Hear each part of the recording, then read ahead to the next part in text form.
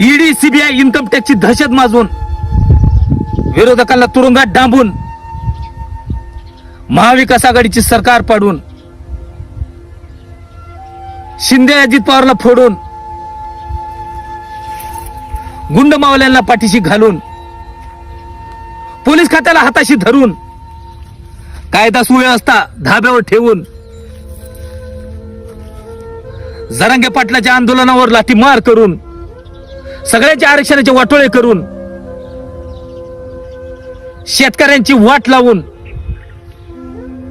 लाडक्या बहिणीला भुलवून गोरगरिबांची मते खरेदी करून निवडणूक आयोगाचे डोळे फोडून व्हीएम मशीन मध्ये घोटाळे करून कटेंगे तो बटेंगेचा बटवारा करून एक आहे तो सेपायचा फवारा मारून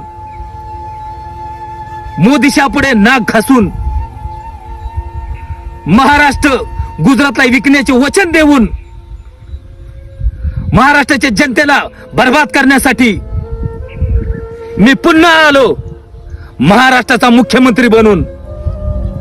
जय भ्रष्टाचार।